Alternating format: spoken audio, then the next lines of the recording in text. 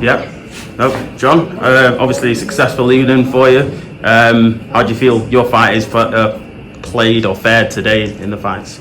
Yeah, I mean, I'm glad he got the win, but that's Frans really, I would say probably 20% of his ability. Okay. He's one of those guys in the gym, you can speak to anybody from SBG that's sparring him regularly, one of the most skillful fighters that I have. And then he went down and he was kind of swinging from the fences, and it's sort of the one thing I say to him when I'm walking him out. I said, don't forget now, same advice every fight. Use your lead hand more and let them walk onto your backhand. Yeah, got it. And he gets a bit excited and then he just swings. And if you watch him in the gym, he's so technical. So now he's been out of the cage for a while. We'll say that. And what's great about with this league format is your next two fights. The end of September and then, God willing, in December you'll be fighting for the final. Whereas normally in MMA you have a fight, you don't know whether it's going to be 2 months, 4 months, 6 months until your next one. So we really have some momentum now to build on. But I would hope that in September we see a much more clean and technical version from Frans, because I know we can do it. Mm-hmm. I've got guys that fight and I've got guys who are very skillful, and Frans is very skillful. There's no need for him to be trading shots with somebody or spending half a round stuck on bottom. And so I'm glad, I'm happy, and I'm not happy because I know that Frans kind of not let himself down, but didn't quite perform at the level that he could. Mm-hmm. We will write that in September. Nice. And I asked him obviously here just moments ago about did the change in opponent have an effect on his performance at all? I'll ask you the same question, plus was there anything in the back of your mind when that change of opponent was announced that you had to make Frans aware of? I'm going to be 100% honest. Today I asked Frans, I said, so did you have a look at this new guy? And he said no. I said, well, I haven't either, so I have no idea how he fights, but I know how you fight. I know what you can do. So whether this guy is more takedowns or more kickboxing, it shouldn't really matter if your own skill level is high enough. And Frans is at the stage now where his skills are very high in every area, and he should be going towards winning, the European League and then going on to winning the World League. Let's put it that way. Nice. So no, I think this was a slight step down in opponent. No disrespect, but Dominic I think is a harder fight. Maybe harder in slightly different ways. The guy did pretty well, I have to say. I train with Frans regular, and he's a freaking nightmare to take down and hold down. And the guy did it a couple of times, so fair play to him. And then round 3, when Frans dropped him, it was almost like if you saw that in the movie, you'd say, "Oh, that's a bit over the top." The way he fell was, was kind of strange. 1 second later, he's back up, taking Frans down. I was like, "What do we have to do with this guy? Yeah, he's not going away." And even in the second round, he got a knockdown, not quite as dramatic as round 3. So yeah, look, hard fought win. It's one of those things in MMA. You never want to underestimate somebody. Not that we underestimate him, but a good record coming in here. I think he had a 3, 4, 5 win fight streak coming in, so he was no joke at all. Even on short notice, he practically made weight. He only missed it by a smidgen. So yeah, it's a good win. Nice. And then the last one from me, just about yourself as a coach. You've got a lot of things going on. You're a busy man.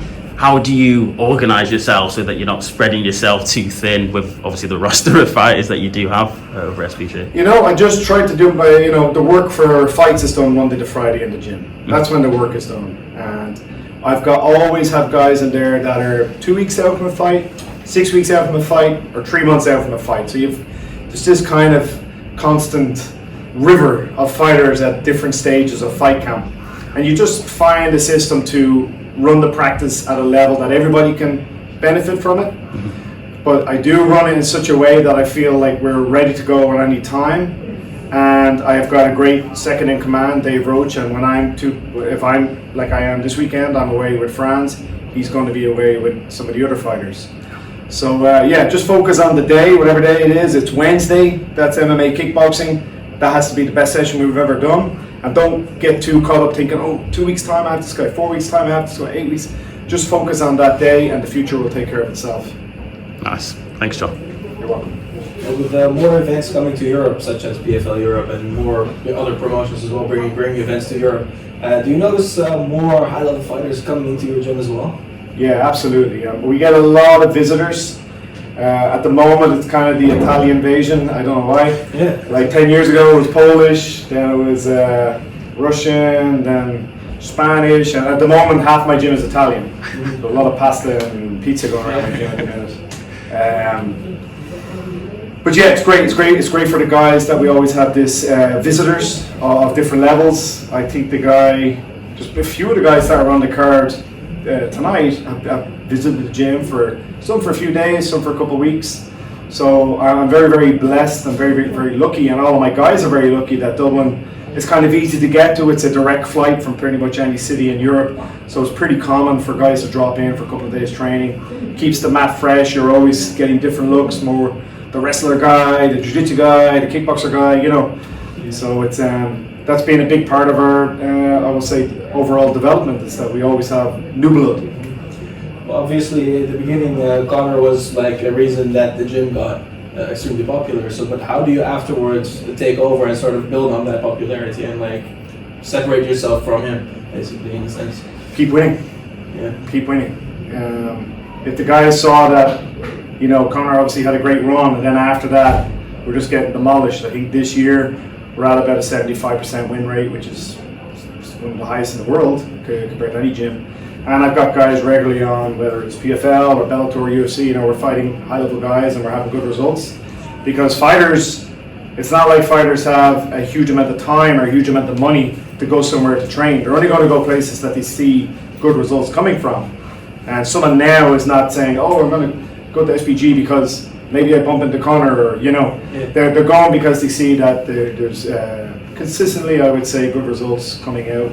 And at the end of the day, that's what this sport is about. You can talk all day long, but if every weekend you go out, your guys get demolished, well, maybe you need to think of a different job. Yeah, I agree. Now, you know the weight classes in the PFL tournament. Do you also start sort of scouting within your gym as well and start proposing to fighters to the league as well? Yeah, I'm in a very, very lucky position that pretty much all of my fighters are on good promotional contracts. A handful in UFC, a handful in PFL, and then a very large number in Bellator. We don't know what the future is with Bellator now, but we do have a big show.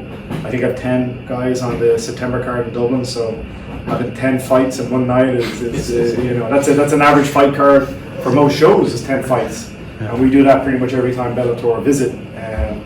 Then of course PFL coming in December, and they will have their main card with all the finales, but I'm sure they'll have a big undercard as well, and I hope that they will use a few guys from my gym. And I don't like the management side of things. I much prefer just involving myself in the coaching, but I sort of half become semi-manager, semi-psychologist, semi-father, semi-big brother to you're the head coach, you're a bit of everything to everybody.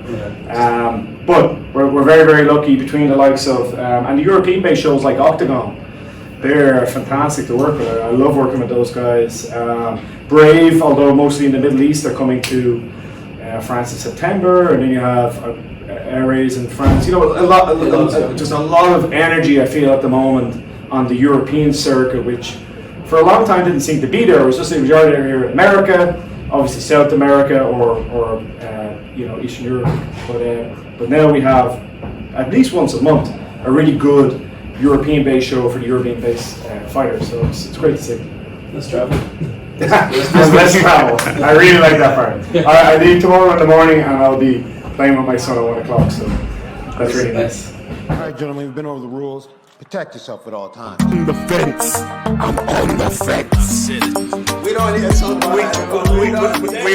Left hook from Yaoundé came and landed on him, you know, so